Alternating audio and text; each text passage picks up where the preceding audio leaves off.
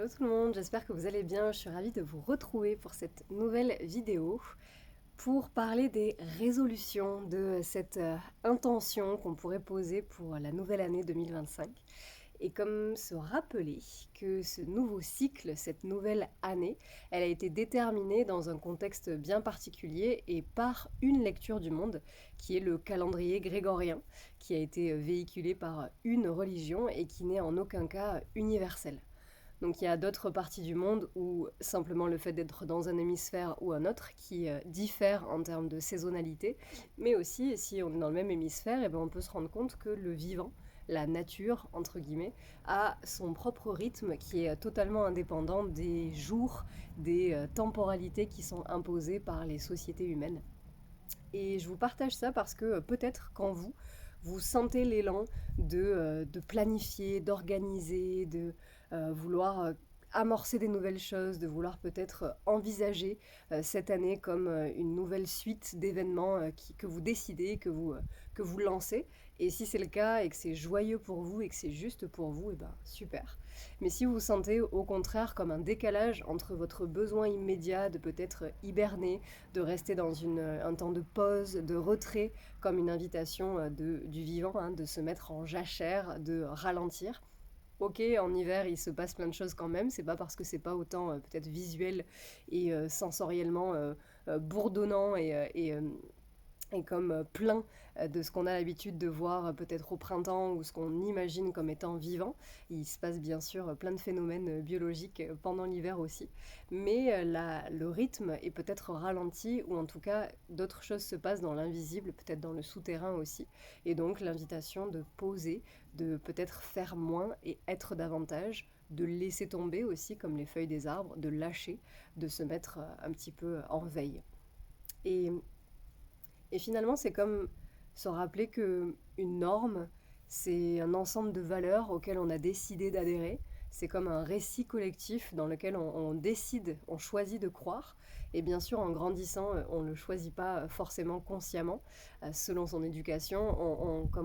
on suit, on obéit inconsciemment aux normes et aux valeurs qui nous sont véhiculées parce qu'on a besoin d'appartenir au groupe. Et là, le grand groupe société humaine a décidé de s'organiser, en tout cas dans l'hémisphère nord et particulièrement en France, là où je tourne cette vidéo, a décidé de s'organiser autour de ce calendrier grégorien et ce depuis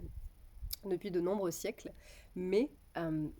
j'imagine l'autonomie que l'âge adulte procure, c'est aussi de se questionner justement, est-ce que je continue d'être en phase avec tous ces récits collectifs, avec toutes ces contes aussi, ces légendes, ces valeurs qui sont transmises et qui sont véhiculées, ou est-ce que certaines finalement ne font pas sens pour moi? Donc encore une fois, que ce soit la joie d'avoir des nouvelles résolutions pour une année qui fait sens pour vous, ou au contraire se dire mais en fait ça me parle pas un brin et moi je suis juste en hiver et j'attends le printemps pour me réveiller, les deux en fait sont ok, sont bienvenues, sont légitimes tant qu'elles sont justes pour vous. Donc c'est comme se questionner sur c'est quoi qui fait sens pour moi, c'est quoi dans mon corps peut-être qui me donne le plus de joie. Est-ce que je ressens de la pression de devoir amorcer quelque chose de nouveau parce qu'il faut euh, commencer une nouvelle activité, etc., toutes les résolutions qu'on connaît, ou est-ce que au contraire, en fait, j'ai vraiment l'élan, le besoin, c'est ma priorité de ralentir parce que c'est ça qui est bon pour moi. Donc dans les deux cas de figure, ou peut-être même qu'il y a une troisième voie à laquelle je pense pas moi, hein, et auquel cas n'hésitez pas à me l'écrire en commentaire, qu'est-ce que vous vivez vous